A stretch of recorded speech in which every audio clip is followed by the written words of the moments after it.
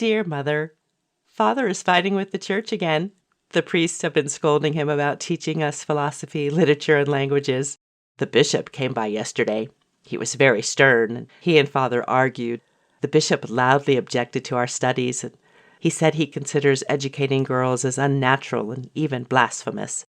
As you can imagine, Father did not take kindly to being yelled at, and he told the bishop, just as loudly, that he would educate his daughters to be prepared for all the rigors of life, not just women's work. And frankly, it was none of the church's business how he raised his daughters. I wish you could have seen the bishop's face.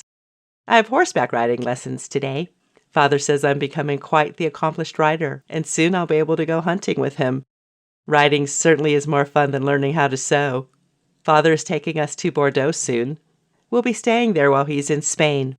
They have very good wine in Bordeaux, don't they? I miss you terribly. All my love, Elle. Oh, Mother, the news has arrived that Father died while in Spain. The bishop said he fell ill on April 9th, and that before he died, he named me his sole heir. Oh, Mother, I'm heartbroken and frightened, but I will try to be brave for Father. When you see Father in heaven, please tell him that I love him and that I promise to look after my little sister, and I will do my best to live up to his expectations. Mother, I fear my life is no longer my own, and the world as I know it is about to change forever. With a broken heart, Elle.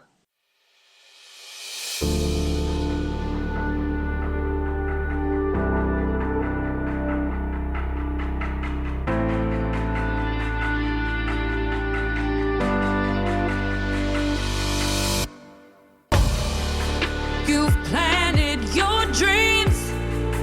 It's time to release. No more fear. No more fear. Surrender it all. Trust you won't fall. Time to fly. Time to fly.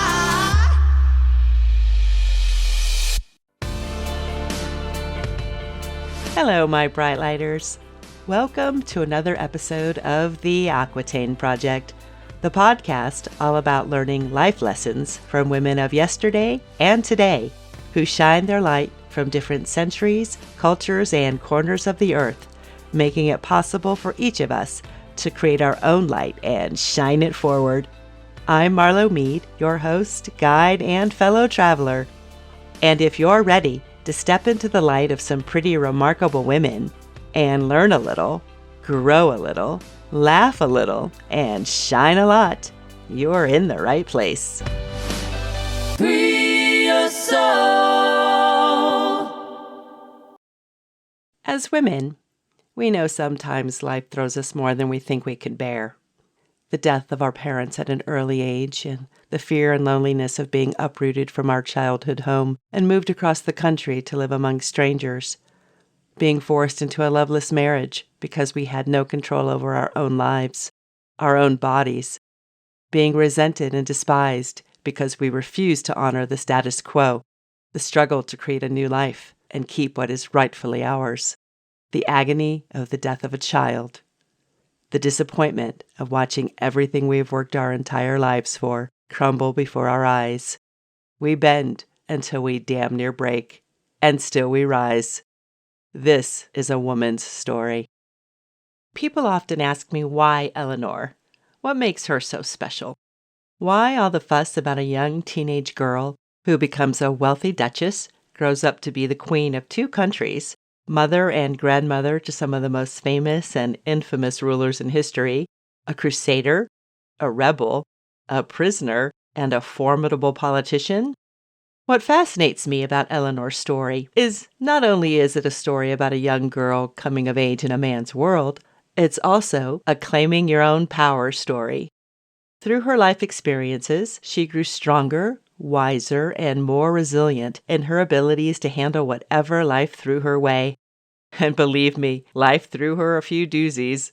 Yes, she was born to nobility, acquired power and fame, but she was also a woman, a wife, a mother, and like all women, wives, and mothers, experienced love, loss, heartache, joy, and sorrow. And she endured. So let's see what this bright lighter from over 800 years ago has to teach us today about the virtues of grit and resilience when it comes to our own lives. No one really knows exactly when Eleanor of Aquitaine was born. Historians typically state her birth year as either 1122 or 1124. Her mother and brother died early in her childhood, leaving her and her younger sister to be raised by their father, William, the Duke of Aquitaine, who, fortunately for Eleanor, believed in providing his daughter with a well-rounded education. Sometime between the age of 13 and 15, in 1137, the Duke dies and she inherits the vast holdings of Aquitaine, which include pretty much half of France, far exceeding all the land owned by the King of France himself, who, by the way, is appointed her guardian. How convenient. Think about it for a minute. She's just a kid. Her dad dies, leaving her everything. The house, the land, the money, an army of knights, everything. And she is now the richest teenage girl in the world. She has just become the most highly prized bachelorette in Europe, and the sharks begin to circle, including her guardian and protector, the King of France, who, by the way, has sent his son, Louis VII, her soon-to-be husband, and 500 knights on horseback to escort her hundreds of miles away to her new home in Paris. Call it fate, call it destiny, but that long road to Paris will lead Eleanor onto the world stage and solidify her as one of the most powerful and influential women in history. To tell Eleanor's story in its entirety would take me hours, and I would love every minute of it. Her tale is larger than life, but in this episode, we'll focus on how she endured in a world dominated by rules made by men who believed women, be they queens or commoners, were required by law and religion to do their husband's bidding without question, were not entitled to inherit land or titles, and in the case of royalty, were expected to, no, were required to, bear sons to ensure the lines of succession. Eleanor is not the only queen in history to take offense to such rules. There were women who came before and after her who refused to play by these extremely lopsided rules, and you can bet you'll meet more of them here on the Aquitaine Project. She is, however, my personal favorite. Her ability to overcome and bounce back from pretty significant life events is one of the characteristics I admire most about her. She was a queen and lived during a time we can only imagine and read about in history books, but she was also a real-life woman with real-life experiences many of us can relate to. Both her parents died while she was still a child, which meant she had to grow up fast and face life's challenges without their support, advice, and comfort. She was taken away from her family home and married to a man she did not know without her consent, something that happens in many places around the world even today. As the Queen of France, she endured scandalous rumors about her morality, constant criticism about her independent nature, especially when she defied her husband's orders and accompanied him on the Second Crusade. He really didn't have a choice because a large part of the French army were Eleanor's men from Aquitaine. That's a whole another story. She was blamed for failing to provide the King of France with sons. She gave him 2 daughters instead. Now, in all fairness, during the Middle Ages, no one really knew that, in fact, the male chromosomes determined the sex of the babies. That knowledge was not discovered until 1905 by Dr. Nettie Stevens, a geneticist and one of the first American women to be recognized for her contribution to science. Note to self, add Nettie Stevens to the list of STEM brightlighters. Okay, back to Eleanor. After suffering through 15 years of a joyless marriage, she was ready to call it quits, end her marriage, and give up her title as Queen of France. Now, it's pretty easy in the 21st century for women to dissolve a marriage, but in the 12th century, even a queen had to fight for her right to do so. The church refused on many occasions to grant her a divorce. It wasn't so much that they were concerned for the king and queen's relationship. Their refusal had more to do with the fact that the French crown would lose all of Eleanor's lands if a divorce was granted. It took the birth of Eleanor's second daughter and her continued pressure on the church to gain her freedom. So, at the age of 30, Chapter 1 of Eleanor's life comes to an end. In the span of 15 short years, she went from being the richest teenage duchess in the world to being a wife, a mother, the Queen of France, the ex-Queen of France, and back to being the Duchess of Aquitaine. I believe it was during these years that her natural resolve and resilience took root, and she learned how to face disappointment and failure and emerge stronger and more determined to overcome whatever obstacles life put in her path. And believe me, her path would lead her through some pretty big ups and downs in the second and third chapters of her life. She would need all the grit and resilience she could muster to handle what was coming next. Before diving back into Eleanor's story, let's talk about resilience for a minute and what it actually means.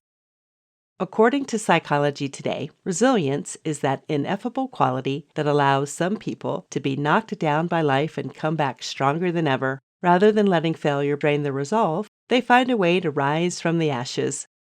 In a nutshell, resilience can be defined as the ability to bounce back. Bouncing back is what we do when we face disappointment, defeat, and failure. But instead of wallowing or letting things keep us down, we get back up and continue on with our lives. Now, I'm pretty sure we can all relate to being knocked down by life, coming face to face with disappointment, failure, deep personal loss. I certainly have. Throughout my life, I've experienced childhood trauma, endured the deaths of people I truly love, been overlooked for career opportunities that I really wanted and felt immensely qualified for, experienced the soul-wrenching agony of a miscarriage, encountered relationship trials and tribulations that, at the time, felt like the end of the world, and, on occasion, suffered through the long, dark night of the soul, questioning the meaning of my life. And during these times, we may even say, screw it, what's the point? The game of life is rigged, and that's just the way it is. Why bother to hope, dream, plan, when something or someone is just going to ruin it anyway? Now, some of you who know me personally and might be listening to this podcast may find some of these revelations shocking. My naturally sunny side up, glass always full outlook on life is indeed who I am at my very core. But it's also true that those experiences in my life challenged me to pick myself up, brush myself off, and begin again, and again, and again, and again. For me, resilience is a mental and emotional grittiness that helps me accept that crappy, horrible things happen in life. Believe me, adversity and hardship don't care how rich you are, how famous, how important you think you are. And the truth is, no one gets out of this life without experiencing some type of pain. My personal brand of resilience also allows me to focus on self-compassion during hard times, to distinguish between situations and events I can and cannot control, and most importantly for me, to help me focus on and be grateful for all the great things in my life. As I continue Eleanor's story, I want you to keep in the back of your mind your own life experiences and how they have helped you create your own definition of resilience. As we all know, life is full of constant change. So, we adapt, we evolve, or we die. Sounds a bit dramatic, but it's true. Just ask the dodo bird. During the second chapter of Eleanor's life, change was her constant companion. As the newly divorced, well, technically her marriage was annulled, Duchess of Aquitaine, she had seen a lot, experienced a lot, and learned a thing or two about life, and she knew in order to keep her lands safe, she had to remarry. But this time around, she was determined that she would decide who she would marry. Let's remember, at 13, she had absolutely no choice in the matter, and we see how well that turned out. Well, word spreads like wildfire that Eleanor and her lands are back on the market. In fact, on her way home to Aquitaine, she managed to escape 2 kidnapping attempts by would-be suitors. Eleanor had decided, even before her marriage to Louis was officially over, that she would wed Henry Plantagenet, the young Count of Anjou and the future King of England, and her first husband's biggest rival. Ouch! So, here we go again, from Duchess to Queen of France, back to Duchess, then Queen of England. But this time things would be different. This time she would have the life she dreamed of. This time she would live happily ever after. Don't bet on it, sisters. Her 37-year marriage to Henry, which is pretty impressive even by today's standards, did indeed start off much better than her first marriage. They had love, passion, and mutual respect for the most part, but Eleanor was 11 years older than Henry, and Henry had an eye for the ladies.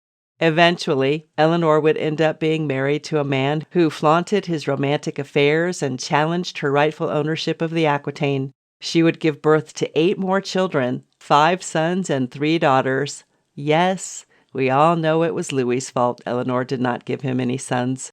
She would find herself at the center of a family squabble that turned into an outright rebellion and resulted in her being imprisoned for 15 years. Historical note here. History would have us believe that Eleanor inspired her sons to revolt against their father, the king, and this is why Henry imprisoned her. Well, this makes for a very intriguing story and one that I was very drawn to. There is no clear-cut evidence this is true. It is more likely Henry imprisons Eleanor because she helped her sons escape, and she herself refused to return to London as he commanded. Just wanted to set the record straight. Sadly, while she's imprisoned, her son, young Henry, heir to the throne, dies, and her son Geoffrey dies also. In fact, Eleanor will endure the loss of 8 of her 10 children and outlive her first husband Louis and her current husband Henry, the king who imprisoned her. I ask you, how much can a mother bear, even if she is a queen? Apparently, like many women, more than we think we can. I told you her story was larger than life. If we strip away the titles, the land, the wealth, and all the drama that goes with being a prominent figure on the world stage, you're left with a woman who, like all of us, had to deal with the consequences of her actions, marital strife and family upheaval, life, death, and the certain knowledge not even queens live forever. Through the first 65 years of Eleanor's life, she experienced enough ups and downs for 2 lifetimes. I credit much of her success in life and what she ultimately accomplished to the fact that despite personal and public challenges she faced, she emerged stronger, more resilient, and better equipped to face the final chapter of her life, which we will get to soon. I promise. Okay, so I hope you've been thinking about your own personal definition of resilience and what it means to you. Now, let's ask ourselves, why is being resilient so important to how we face our own struggles and challenges? When the world comes crashing down and life as you know it has changed in unforeseen and unexpected ways, what do? How do you cope? Where do you turn to regain your equilibrium? Sadly, in the midst of personal trauma or tragedy, some of us turn to drugs or alcohol or some other form of self-destructive behavior. We may become depressed, withdrawn, or overwhelmed by negative emotions, and that, sisters, is when the woe is me game begins. Let's be honest, we've all played it. We've all played our own version of this game at some point in our lives. It's only natural when life lets us down, and yes, our failures and the rotten things that happen to us can be a very heavy burden and rob us of life's joy. But it is so important to remember that tragedy, hardship, and failure, big or small, are just points in time in our lives. They do not define who we are as a person. In the words of Florence and the Machine, it's hard to dance with the devil on your back, so shake him off. There are many reasons resilience is a vital skill to develop. Here are a few that resonate most with me when my world goes to hell in a handbasket. Number 1, resilience helps us view setbacks and failures as impermanent. Let's say you're an account manager and you've just lost a big client. You can either let this event send you into a tailspin and shake your confidence, or you can evaluate the situation, regroup, and realize that while this loss is disappointing, there are many other clients for you to attract. The same holds true for our personal relationships. Losing a romantic partner may hurt much more than losing a client, depending on the size of the client and the worthiness of the romantic partner. But here's when taking the "there are more fish in the sea" approach helps us keep our perspective. 2, resilience allows us to reframe setbacks as opportunities for growth. This is one of my favorite techniques. How many of us have been on a job interview for a job we really wanted? We did our research, prepped for questions, and practiced our responses. The interview goes great, and we are feeling pretty confident. Then we get that dreaded email or a phone call telling us, "Thank you for your interest in our company, but we've decided to pursue applicants that better align with our hiring needs." Sound familiar? Sometimes we just get ghosted, meaning we don't hear back at all. Reframing the situation helps us realize that perhaps this wasn't the job for us after all. So, take a deep breath, pull our resources together, and begin looking at other options and opportunities. I personally make it a point to follow up with rejection emails or phone calls by asking hiring managers what in my background or experience was lacking, or where I can improve my interview skills. Let's turn that setback into a growth opportunity, ladies. 3. Resilience helps us accept and navigate change and distinguish between what we can and cannot control. The simple truth is, change is inevitable. We live in a world of constant change, and some of us are more comfortable in what I call controlled chaos than others. And when the chaos becomes uncontrollable or uncomfortable, it might be time to dig deep, start shifting our negative or limiting beliefs, and break some bad habits. For me, this means getting a tighter grip on my tendency to procrastinate. I'll be honest, I'm a bit of a procrastinator. Hey, I'm working on it. When my personal life gets out of balance or I really get stressed out, I can find any and all reasons to avoid facing what needs my attention. Let's face it, change can be hard, scary, and downright unpleasant at times, and resilience helps us focus our energy on embracing what's new instead of holding on to what's familiar and safe. Number 4. Last but not least, I believe one of the most important aspects of resilience, especially for us women, is the ability to resist a victim mentality.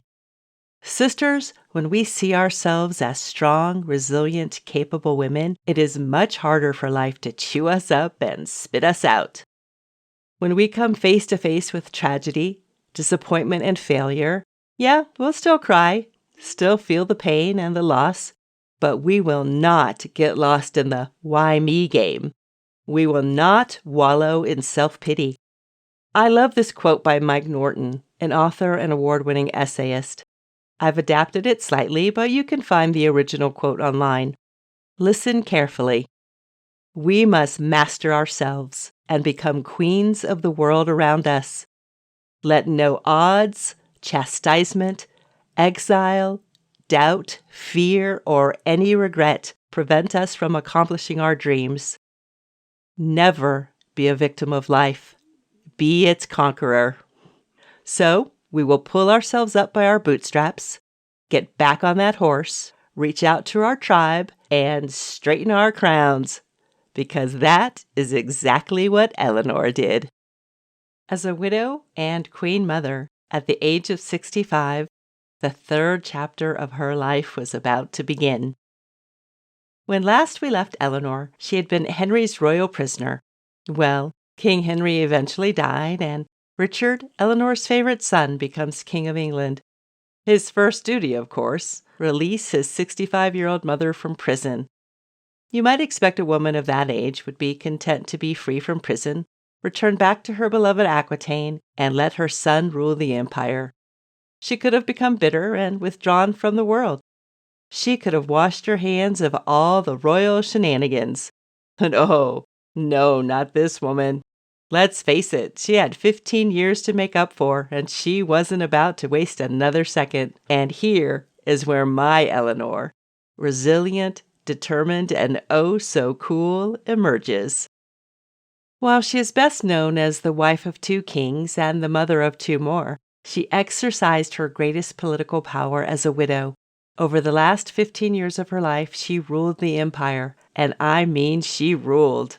She had to. Her son Richard the Lionheart was off on the Third Crusade. Luckily for him, she was really good at her job. While Richard was off crusading, Eleanor had to continuously protect the throne from her youngest son John, the troublemaker, who fancied himself king, and King Philip of France, her ex-husband's son. When Richard was captured during the Third Crusade, it was Eleanor that kept the nobles of England loyal to him and collected the ransom needed for his release and personally negotiate his freedom.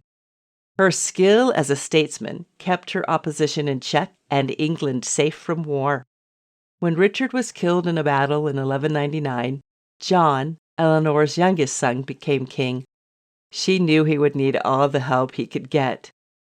She championed his cause with the nobles and advised him on all political matters. Her political savvy avoided a war with France, and in an effort to keep the peace, she was named ambassador to France. In her late 70s, she traveled to the Pyrenees to escort her granddaughter Blanche to be wed to her first husband's son, the heir to the French crown. On the way to Spain, she was ambushed and kidnapped. Always with the kidnapping, these guys. Eleanor secured her own release and continued on her journey south. Crossing the Pyrenees, she arrived in Castile before the end of January 1200. She was 78 years old, you guys, but her work was not complete. Late in her life, she participated in England's politics, advising her children, arranging marriages, and helping to squash rebellions and prevent wars. In the final years of her life, she continually kept her son King John out of trouble by supporting him against all rivals to the throne. John would forever be in his mother's debt. Sadly, John would be the downfall of the empire she and Henry II spent their whole lives building. Fun historical fact. Did you know King John, signer of the Magna Carta, was the first and last king named John in English history? Just watch the movie Robin Hood and you'll understand why. In the year 1202, Eleanor retired to a monastery. She died 2 years later at the incredible age of 82. She was buried next to her husband Henry and her most beloved son Richard. Her painted effigy depicts her reading a book reflecting her love of learning. She lived a long life, filled with adventure, misadventure, treachery, life, death, love, betrayal, and still she survived. At times she thrived. Other times life got the better of her, but her grit and resilience in the face of countless challenges is undeniable. So far, with Eleanor's help, we've defined for ourselves what resilience means, and we've discovered some really good reasons why resilience is so important in overcoming life's many challenges. Now it's time to figure out what resilient people already know and how we can develop the skills necessary to avoid being swallowed up by pitfalls, wrong turns, and upheavals. I consider myself a pretty resilient person. I've faced some pretty tough times in my life and overcome my fair share of obstacles, but compared to some people in this world, my life has been pretty fantastic. I want to share with you what I learned from Lucy Hone, the presenter of the TED Talk, 3 Secrets of Resilient People, which happens to be one of the top 20 TED Talks of 2020. In her presentation, Lucy shares the effects her work and research on resilience had on her own life when she was faced with unbearable personal tragedy. It is one of the most compelling and rewarding talks on resilience I have ever listened to.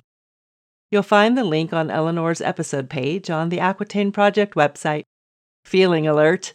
This TED Talk might make you cry like a baby. According to Lucy, resilient people get that horrible, terrible things happen. They know that suffering is part of life and the human experience, and no one, including them, are exempt from this reality. But all too often, people seem to believe that life should be perfect, and all the photographs of the perfect people living perfect lives, doing perfect things we see on social media is real, and they are entitled to a bright, sunny life without adversity. Now, I'm not saying we should not strive to create our best lives possible, seek out happiness, joy, and love, and all the things that make life worthwhile. On the contrary, I believe this is exactly what we should be doing. I'm saying, let's get real. No one gets out of this life without having suffered in some degree. And when we realize this and accept this fact, We can avoid that victim mentality I referred to earlier. Resilient people are really good at choosing carefully what they focus on. They have a habit of realistically appraising their situations and managing to set their attention on the things that they can change and somehow accept the things that they can't.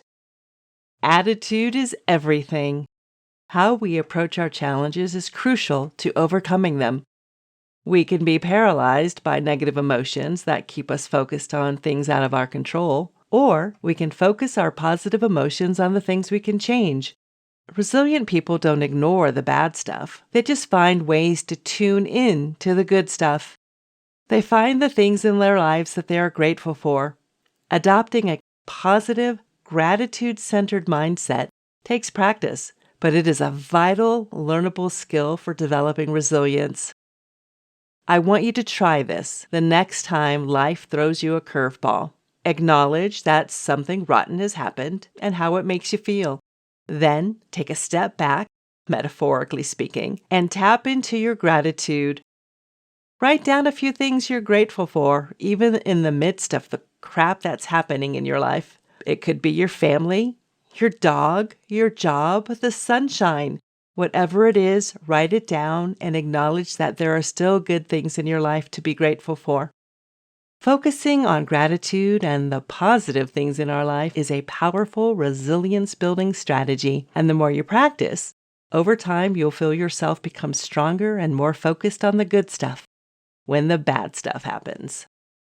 The third thing Lucy identified about resilient people is their habit of asking themselves, is what I'm doing helping or harming me? This question is used a lot in good therapy, and I must admit it is pretty powerful. Think about it. It's a pretty powerful question to ask yourself when you feel like life has kicked you in the gut. This question can be applied to so many different contexts. Is the way I'm thinking and acting helping or harming me in getting that promotion, in passing that bar exam, recovering from a heart attack? Or asking myself, do I really need that third glass of wine? Asking myself whether what I'm doing, the way I'm thinking, or the way I'm acting is helping or harming me puts me back in the driver's seat. It gives me more control over my decision-making. These 3 strategies Lucy shared are pretty simple. They're readily available to all of us, anywhere, anytime. And I have to agree with Lucy's assessment that resilience isn't some fixed trait that some people have and some people don't. These strategies just take practice, an open mind, and a willingness to give them a go. Eleanor of Aquitaine was born at a time when women generally had few significant rights, and because women were seen as unfit to rule, her entire life became a struggle for independence and political power. History, written by men of the times, usually classified women as either a wife, mother, or whore. Eleanor can be found in all 3 categories, even though in reality, she represented much, much more. She was one of those rare women we come across in history who refused to be bound by the rules of her sex and lived life on her own terms whenever she could, but not without her fair share of agonizing personal struggle. For me, Eleanor of Aquitaine's Bright Lighter legacy teaches us that as wives and mothers, queens and harlots, we must never willingly allow ourselves to become victims of circumstance. Eleanor ruled. She wasn't just a woman having babies or a figurehead on the throne. She is well known for making social and political policies and enforcing them. She ruled her own lands her own way.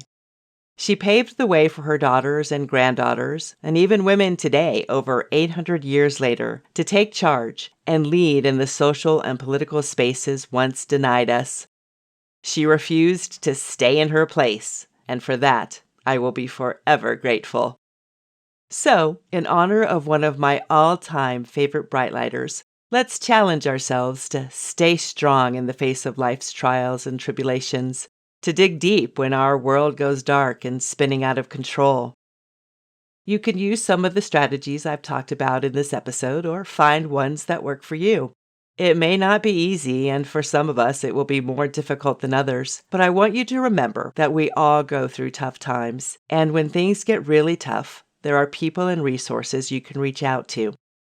So let's try not to sweat the small stuff and face the big stuff like a queen. Let me know how this works out for you by connecting with me at the AquitaineProject.com website, on the Aquitaine Project Podcast Facebook group, or on Instagram at the Aquitaine Project. Why I love this woman. Much of history would have us believe Eleanor was a larger-than-life medieval feminist who wielded unparalleled political and social power and went toe-to-toe with some of the most powerful and influential men of church and state. And I must admit, I was drawn to the myths and legends of Eleanor, patroness of the arts who presided over famous tournaments and the court of courtly love. Eleanor, the Amazon leading fellow Amazonians on horseback during the Second Crusade. Tales of torrid love affairs and inciting a rebellion against her husband, who just happened to be the King of England. But what I love more is Eleanor's true story. Yes, she was born into privilege and wealth. She had a father who supported her education and encouraged her independent nature. She inherited the largest land holdings in France and became the wealthiest teenage girl in Europe. She became Queen of France and Queen of England, mother and grandmother to some of the most famous people in European history. Unfortunately, she was a she, and this meant for much of her life, men would try to take her land, tell her what to do, how to behave, and what to say. The more they tried, and boy did they try, the more resilient she became. She had no choice. At the time of her death at the age of 82, which for the 13th century was remarkable, she had secured her legacy as one of the most politically and socially powerful women of her time. For me, she is one of the most intriguing women in medieval history. The more I learned about her, the more fascinated I became with her story, and somewhere along this journey, Eleanor and I became very good friends. I came to know her as a powerful symbol of self-determination and resilience. She was not a perfect woman. None of us are. Where's the fun in that? She was smart, savvy, strong. She was a woman bound by rules not of her own making, so she broke the rules, or rewrote them, when she needed to. The Aquitaine Project was created in the indomitable spirit of this self-determined and provocative woman. Eleanor is the bright lighter I turn to when I need to be a little grittier, a little tougher, or a little more resilient in overcoming whatever life throws my way.